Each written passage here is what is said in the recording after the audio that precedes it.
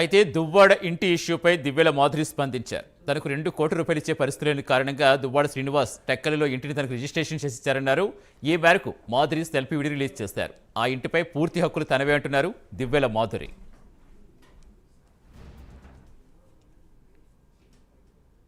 యాక్చువల్గా నేను దువ్వాడ శ్రీను ఇంట్లో ఉన్నాను అని అందరూ వీడియోస్ పెడుతున్నారు. దువ్వాడ శ్రీను ఇంట్లో నేను లేను. నా ఇంటికే వాణి వాళ్ళ పిల్లలు అందరూ వచ్చి అలా చేస్తున్నారు. నేను ఇదివరకే మీ అందరికీ చెప్పాను, నేను శ్రీను గారికి ఒక 2 crores అమౌంట్ వరకు అప్పిచ్చానని చెప్పాను. అండ్ రీసెంట్గా కూడా తనకి డబ్బులు అవసరమైతే ఇంకో 50 lakhs కూడా ఇచ్చాను. సో ఇవన్నీ నేను ఎప్పుడు కూడా ఆశించి ఇవ్వలేదని కూడా చెప్పాను మీ అందరికీ ముందే. కానీ ఇప్పుడు శ్రీను గారు ముందు కట్టిన ఇల్లు ఆక్యుపై చేసుకుంది, ఇప్పుడు ఈ ఇల్లు కూడా ఆక్యుపై చేసుకోవాలని మళ్ళీ చూస్తుంది. కాబట్టి నేను శ్రీను గారికి వెళ్ళి అడగడం జరిగింది. అడిగినప్పుడు శ్రీను గారు, నేను నీకు అన్యాయం చేయడం ఇష్టం లేదు, నేను ఈ అమౌంట్ తిరిగి ఇచ్చే స్థితిలో లేను, కాబట్టి ఇది నా సెల్ఫ్ అక్వైర్డ్ ప్రాపర్టీ, నా కష్టార్జితం, సో నేను నీకు రిజిస్ట్రేషన్ చేసేస్తానని చెప్పడం జరిగింది. సో నేను లాయర్లకి వాళ్ళకి కూడా కనుక్కున్నాను, సెల్ఫ్ అక్వైర్డ్ ప్రాపర్టీ ఎవరెవరికైనా అమ్మొచ్చు అని చెప్పారు. సో శ్రీను గారు నాకు నిన్న 11:40కి రిజిస్ట్రేషన్ చేయడం జరిగింది. ఇది దాని డాక్యుమెంట్.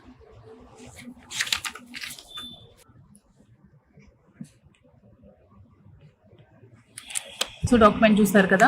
సో ఇప్పుడు ఈ ప్రాపర్టీ కంప్లీట్గా నాది, it's my own property. So నా ప్రాపర్టీలోకి ఎవ్వరు కూడా రావడానికి ఎవరికి ఏ రైటు లేదు. తనకి ఏమైనా ప్రాబ్లం ఉంటే శ్రీను గారితో వాళ్ళు ఏమైనా లీగల్ ఇష్యూస్ ఉంటే తెలుసుకోవాలి, కానీ నా ప్రాపర్టీ దగ్గరికి ఎవరు రావడానికి లేదు. Because it's my own property, నేను కొనుక్కున్న ప్రాపర్టీ. సో పోలీస్ వాళ్ళు నాకు రక్షణ కల్పించాలి, మీడియా వాళ్ళు కూడా నాకు రక్షణ కల్పించాలి. నేను ఒక్కదాన్నే ఇప్పుడు ఇంట్లో ఉన్నాను, నాకు సేఫ్టీ లేదు.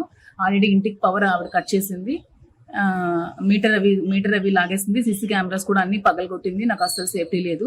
ప్లీజ్ దయచేసి పోలీస్ వాళ్ళు నాకు రక్షణ కల్పించాలని కోరుకుంటున్నాను. Thank you. యాక్చువల్గా నేను దువ్వాడ శ్రీను ఇంట్లో ఉన్నాను అని అందరూ వీడియోస్ పెడుతున్నారు. దువ్వాడ శ్రీను ఇంట్లో నేను లేను. నా ఇంటికే వాణి వాళ్ళ పిల్లలు అందరూ వచ్చి అలా చేస్తున్నారు. నేను ఇదివరకే మీ అందరికీ చెప్పాను, నేను శ్రీను గారికి ఒక 2 crores అమౌంట్ వరకు అప్పిచ్చానని చెప్పాను. అండ్ రీసెంట్గా కూడా తనకి డబ్బులు అవసరమైతే ఇంకో 50 lakhs కూడా ఇచ్చాను. సో ఇవన్నీ నేను ఎప్పుడు కూడా ఆశించి ఇవ్వలేదని కూడా చెప్పాను మీ అందరికీ ముందే. కానీ ఇప్పుడు శ్రీను గారు ముందు కట్టిన ఇల్లు ఆక్యుపై చేసుకుంది, ఇప్పుడు ఈ ఇల్లు కూడా ఆక్యుపై చేసుకోవాలని మళ్ళీ చూస్తుంది. కాబట్టి నేను శ్రీను గారికి వెళ్ళి అడగడం జరిగింది. అడిగినప్పుడు శ్రీను గారు, నేను నీకు అన్యాయం చేయడం ఇష్టం లేదు, నేను ఈ అమౌంట్ తిరిగి ఇచ్చే స్థితిలో లేను, కాబట్టి ఇది నా సెల్ఫ్ అక్వైర్డ్ ప్రాపర్టీ, నా కష్టార్జితం, సో నేను నీకు రిజిస్ట్రేషన్ చేసేస్తానని చెప్పడం జరిగింది. సో నేను లాయర్లకి వాళ్ళకి కూడా కనుక్కున్నాను, సెల్ఫ్ అక్వైర్డ్ ప్రాపర్టీ ఎవరెవరికైనా అమ్మొచ్చు అని చెప్పారు. సో శ్రీను గారు నాకు నిన్న 11:40కి రిజిస్ట్రేషన్ చేయడం జరిగింది. ఇది దాని డాక్యుమెంట్. మరింత సమాచారం ఇచ్చేందుకు మా కరెస్పాండెంట్ రాజు లైవ్లో జరుగుతున్నారు. రాజుతో చూస్తున్న మొత్తంగా ఈ రోజు ఉదయం నుంచి ఎన్ని ట్విస్టుల మీద ట్విస్టులు తిరుగుతుందో దువ్వాడ వ్యవహారం. నెల రోజులైన ఇప్పటికీ క్లారిటీ లేని పరిస్థితి. ఇప్పుడైతే మాధురి ఇల్లు తనదేనంటూ సాక్ష్యాలు సహా చూపిస్తున్నారు, సెల్ఫీ వీడియో రిలీజ్ చేస్తారంటున్నారు. ఏంటి, కొంతమంది ఏమో కోర్టులో కేసు ఉంది అంటున్నారు, అయిన రిజిస్ట్రేషన్ అయ్యిందని చెప్తున్నారు. అసలు ఏం జరుగుతోంది, దేనికోసం ఎవరు పోరాడుతున్నారు, ఎవరికి ఏం న్యాయం కావాలంటున్నారు, ఏమన్నా కొంచెం క్లియర్గా చెప్పగలరా?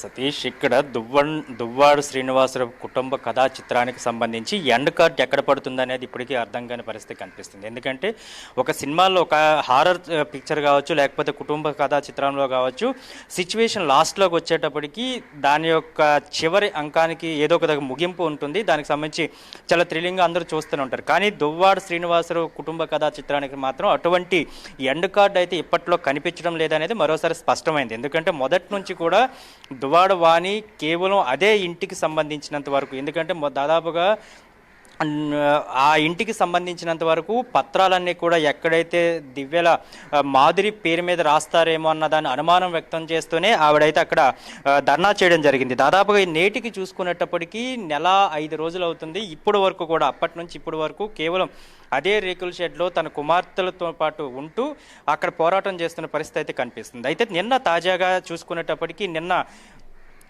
దివ్యల మాధురికి సంబంధించి ఏదైతే ఆ ఇంటికి సంబంధించి కూడా పూర్తి స్థాయిలో ఆవిడకి రాసిచ్చినట్లు, అది కూడా 1,38,00,000 వరకు కూడా ఆవిడకి మొత్తం రాసిచ్చినట్లు, అది కూడా తన అవసరాల దృష్ట్యా, ఎందుకంటే దాని వ్యక్తిగత అవసరాల దృష్ట్యా తన దగ్గర నుంచి నేనైతే 2 కోట్ల రూపాయల వరకు కూడా డబ్బులు తీసుకున్నాను. అది యాక్సిస్ బ్యాంకుకి సంబంధించి అకౌంట్ నెంబరు, అదేవిధంగా చెక్కులు కూడా నాకు ఈ రూపంలో ఈ తేదీల్లో నాకు వచ్చాయంటూ కూడా దువ్వాడ శ్రీనివాసరావు ఏదైతే ఆవిడకి రిజిస్ట్రేషన్ చేసిన డాక్యుమెంట్లు ఇవ్వటం జరిగింది. దాదాపుగా 2 కోట్ల రూపాయల వరకు కూడా తన దగ్గర నుంచి నేను తీసుకున్నాను కనుక, అప్పు తీర్చలేకపోతున్నాను కనుకే నేనైతే మళ్ళీ ఈ ఇంటిని తనకు రాసిస్తున్నానంటూ కూడా ఇప్పటికైతే చెప్పిన పరిస్థితి కనిపిస్తుంది. అయితే డాక్యుమెంట్లో ఉన్న దాంట్లో సాక్ష్యాంతకాలను కూడా మనం పరిశీలించినప్పుడు దువ్వాడ శ్రీధర్, ఎవరైతే దువ్వాడ శ్రీనివాస్ తమ్ముడు ఉన్నారో ఈయన, అదేవిధంగా మరికొంతమంది మాత్రమే దాంట్లో ప్రధానంగా సాక్ష్యాంతకాలు చేసినట్లు కూడా తెలుస్తుంది. అయితే ఈ డాక్యుమెంట్ అంతా కూడా గత నెల రోజుల కాలంలో కూడా ఎప్పుడు రాసేస్తాడో లేకపోతే ఆవిడకి ఇచ్చేస్తాడేమో అని చెప్పి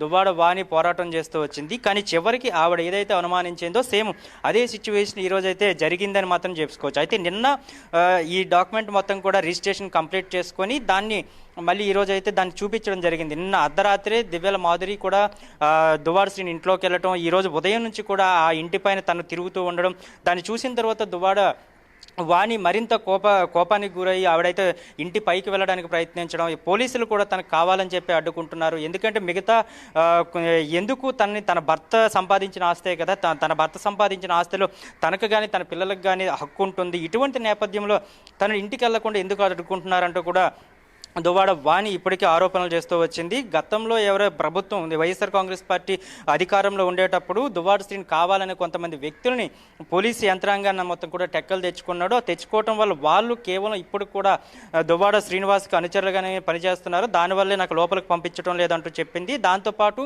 ఆవిడ కోర్టుకు కూడా వెళ్ళిన పరిస్థితి కనిపిస్తుంది. కోర్టు కూడా ఎవరైతే దువ్వాడ వాణి అదేవిధంగా కుమార్తెలు ఇద్దరు కూడా ఇంటి లోపలికి వెళ్ళొచ్చు, ఇంట్లో ఉండడానికి కూడా అనుమతి ఇవ్వాలంటూ కూడా ఇప్పటికే దానికి సంబంధించి కోర్టు నుంచి కూడా ఒక లీగల్గా డాక్యుమెంట్ కూడా బయటకు రిలీజ్ చేసిన పరిస్థితి కనిపిస్తుంది. అయితే పోలీసులకి ఈ డాక్యుమెంట్ చూపించేటప్పుడు అది లీగల్గా తమకి ఇప్పటి వరకు రాలేదు. ఎందుకంటే అక్కడ ఎవరైతే లాయర్ పెట్టారో ఆయన తరపు నుంచి త్రూ పోస్ట్ కానీ లేకపోతే అక్కడ నుంచి లాయర్ కానీ తీసుకొని సిగ్నేచర్స్ చేసుకోవాలి. అటువంటి ప్రక్రియ అయితే ఇప్పటి వరకు అక్కడ ఏమీ లేదు కనుక వీళ్ళని లోపలికి పంపించే ప్రయత్నం అయితే పోలీసులు కూడా చేయలేకపోతున్న పరిస్థితి కనిపిస్తుంది. మరో విషయంలో చూసుకునేటప్పటికీ ఈరోజు ఒక సెల్ఫీ వీడియోను కూడా దివ్యల మాధురి రిలీజ్ చేయడం జరిగింది. ఇప్పుడు వరకు దువ్వాడ వాణి నా ఇంట్లో దివ్యల మాధురి వచ్చి వెళ్తుందని చెప్తుంది, కానీ ఈ రోజు నుంచి కూడా వాణే నా ఇంట్లో ఉంటుంది. దువ్వాడ శ్రీనివాసరావు నాకు పక్కాగా ఈ ఇల్లు రాసిచ్చాడు, నేను 2 కోట్ల రూపాయల వరకు కూడా ఆయనకి ఇచ్చాను, నాకే తిరిగి ఆయన ఇంకొక 70 లక్షల వరకు బాకీ ఉన్నాడు. అది కాకుండా తాజాగా కూడా తన అవసరాలు ఉన్నాయంటే ఇంకొక 50 లక్షల రూపాయలు కూడా తనకి ఇచ్చాను అంటూ కూడా దివ్యల మాధురి ఈరోజు చూసుకునేటప్పటికి ఒక సెల్ఫీ వీడియోని కూడా రిలీజ్ చేసింది. అందుకోసమని ఇప్పటికే తనకైతే ఆ ఇంట్లో ఉండడానికైతే అఫీషియల్గా, ఎందుకంటే తనకు డాక్యుమెంట్ కూడా బయటకు రిలీజ్ చేసిన పరిస్థితి కనిపిస్తుంది. మొత్తం 1,38,00,000 కూడా నేను కొనుగోలు చేశాను కనుక నా ఇంట్లోకి ఎవరు కూడా రాకూడదు. ఒకవేళ కానీ దువ్వాడ శ్రీనివాసరావుతో దువ్వాడ వాణికి ఎటువంటి ఇల్లీగల్గా అంటే ఏవైనా సరే ఇష్యూస్ ఉంటే దాన్ని కోర్టులో కానీ లేకపోతే దువ్వాడ శ్రీనివాస్తో కానీ తేల్చుకొని తప్పితే ఏమాత్రం కూడా తన ఇంటి దగ్గరికి రాకూడదు, తన ఇంటి దగ్గరికి కూడా ఉండడానికి కూడా తనకి అనుమతి లేదు అంటూ కూడా ఆవిడ వ్యాఖ్యలు చేసింది. ఈ వ్యాఖ్యలు విన్న తర్వాత దువ్వాడ వాణి మరింత కోపానికి గురైందని చెప్పుకోవచ్చు. నిచ్చెన వేసుకుంటూ పైకి వెళ్లే ప్రయత్నం చేశారు, కానీ పోలీసులు అడ్డగించారు. అయితే ఇదే క్రమంలో కారు నుంచి కూడా ఆ ఇంటిని పగలగొట్టి లోపలికి వెళ్ళే ప్రయత్నం కూడా ప్రయత్నం చేసేటప్పుడు పోలీసులు వారించారు. దాంతోపాటు ఈవెంట్ కూడా కాస్త శాంతించండి, ఎందుకంటే లీగల్గా పోరాటం చేయాలి తప్పితే ఇటువంటి వాటికి పాల్పడకూడదంటూ కూడా పోలీసులు చెప్పుకొచ్చిన పరిస్థితి కనిపిస్తుంది. అయితే ఇదంతా సిచ్యువేషన్ ఒక విధంగా జరుగుతున్నప్పుడు ఇంటికి సంబంధించి ఏదైతే పవర్ సప్లై ఉందో దాన్ని పూర్తిగా కూడా నిలిపివేశారు. ఎందుకంటే దాదాపుగా 40 రోజుల పాటు అంటే 38 రోజులు అవుతుంది ఈ రోజు వరకు కూడా ఆవిడ పోరాటం స్టార్ట్ చేస్తే 38 రోజుల పాటు అక్కడే ఉండి నేను పోరాటం చేస్తున్నా సరే కనీసం భర్త అయిన శ్రీనివాసరావు, ఎమ్మెల్సీ దువ్వాడ శ్రీనివాసరావు కనీసం స్పందించకుండా కేవలం కావాలని చెప్పి ఎవరికో తన ఆస్తిని రాసిచ్చే ప్రయత్నం చేస్తున్నాడు తప్పితే పిల్లల మీద కానీ తన మీద కానీ ప్రేమ లేదు అంటూ కూడా ఆవేశానికి గురయ్యారు. దీంట్లోనే అక్కడ ఉన్న మీటర్కి మొత్తం వైర్లని పీకేయడంతో పూర్తి స్థాయిలో ప్రస్తుతానికైతే ఇంట్లో పవర్ సప్లై కూడా పూర్తిగా నిలిచిపోయిన పరిస్థితి కనిపిస్తుంది. ఇప్పటి నుంచి కూడా ఎవరిని కూడా గేట్ లోపల దాటి లోపలికి రాకుండా చేయడానికైతే దువ్వాడ వాణి అక్కడే భీష్మించి కూర్చున్న పరిస్థితి కనిపిస్తుంది. ఎవరిని కూడా లోపల అనుమతించకూడదు, కావాలని చెప్పి తన కుమార్తెలని అటాక్ చేసేందుకు లోపల కొంతమంది రౌడీ షీటర్ని అదేవిధంగా చాలామంది వ్యక్తులను కూడా దువ్వాడ శ్రీనివాసు అదేవిధంగా దివ్వాల మాధురి ఇద్దరు కూడా లోపల ఉంచారు. మాకు ప్రాణహాని ఉందా అంటూ కూడా ఇప్పటికే దువ్వాడ వాణి ఆరోపిస్తున్న పరిస్థితి కనిపిస్తుంది. సేమ్ ఇదే సిచ్యువేషన్లో చూసుకునేటప్పటికీ దివ్వాల మాధురి కూడా సేమ్ అదే ఆరోపణ చేస్తుంది. ఇంటికి కావాలని చెప్పి పవర్ సప్లై కూడా నిలిచిపోయే పరిస్థితి చేశారు. మొత్తం కూడా పవర్ను మొత్తం కూడా ఆపేశారు. సీసీ కెమెరాలు కూడా పూర్తి స్థాయిలో ధ్వంసం చేశారు. రాత్రి ఏ టైంలో అయినా సరే మా పైన వాళ్ళు దాడి చేసే ప్రయత్నం చేస్తున్నారు, నాకు ప్రాణహాని ఉంది కనుక తప్పకుండా నాకైతే రక్షణ కల్పించాలి అంటూ కూడా దివ్వల మాధురి కూడా ఈరోజు సెల్ఫీ వీడియో రిలీజ్ చేసిన పరిస్థితి కనిపిస్తుంది. అంటే ఒకరిపై ఒకరు దాడులు చేసుకోవడానికి ఉద్దేశపూర్వకంగానే ఉన్నారా, లేకపోతే వాళ్ళు అనుకున్న మాటలు ఒకరికొకరు రక్షణ కల్పించుకునే విషయంలో ఇటువంటి మాటలు మాట్లాడుతున్నారో తెలియాలి. కానీ ఏది అయినప్పటికీ కూడా దువ్వాడ శ్రీనివాసరావు కుటుంబ కథా చిత్రానికి సంబంధించి పూర్తి స్థాయిలో కూడా ఎండ్ కార్డు పడాలంటే మాత్రం మరికొద్ది రోజులు సమయం పట్టే అవకాశమే చాలా స్పష్టంగా కనిపిస్తుందని చెప్పుకోవచ్చు. సతీష్. రైట్, థ్యాంక్ యూ రాజు. నేను దువ్వాడ శ్రీను ఇంట్లో ఉన్నాను అని అందరూ వీడియోస్ పెడుతున్నారు. దువ్వాడ శ్రీను ఇంట్లో నేను లేను. నా ఇంటికే వాణి వాళ్ళ పిల్లలు అందరూ వచ్చి అలా చేస్తున్నారు. నేను ఇదివరకే మీ అందరికీ చెప్పాను, నేను శ్రీను గారికి ఒక 2 crores అమౌంట్ వరకు అప్పిచ్చానని చెప్పాను. అండ్ రీసెంట్గా కూడా తనకి డబ్బులు అవసరమైతే ఇంకో 50 lakhs కూడా ఇచ్చాను. సో ఇవన్నీ నేను ఎప్పుడు కూడా ఆశించి ఇవ్వలేదని కూడా చెప్పాను మీ అందరికీ ముందే. కానీ ఇప్పుడు శ్రీను గారు ముందు కట్టిన ఇల్లు ఆక్యుపై చేసుకుంది, ఇప్పుడు ఈ ఇల్లు కూడా ఆక్యుపై చేసుకోవాలని మళ్ళీ చూస్తుంది. కాబట్టి నేను శ్రీను గారికి వెళ్ళి అడగడం జరిగింది. అడిగినప్పుడు శ్రీను గారు, నేను నీకు అన్యాయం చేయడం ఇష్టం లేదు, నేను ఈ అమౌంట్ తిరిగి ఇచ్చే స్థితిలో లేను, కాబట్టి ఇది నా సెల్ఫ్ అక్వైర్డ్ ప్రాపర్టీ, నా కష్టార్జితం, సో నేను నీకు రిజిస్ట్రేషన్ చేసేస్తానని చెప్పడం జరిగింది. సో నేను లాయర్లకి వాళ్ళకి కూడా కనుక్కున్నాను, సెల్ఫ్ అక్వైర్డ్ ప్రాపర్టీ ఎవరెవరికైనా అమ్మొచ్చు అని చెప్పారు. సో శ్రీను గారు నాకు నిన్న 11:40కి రిజిస్ట్రేషన్ చేయడం జరిగింది. ఇది దాని డాక్యుమెంట్.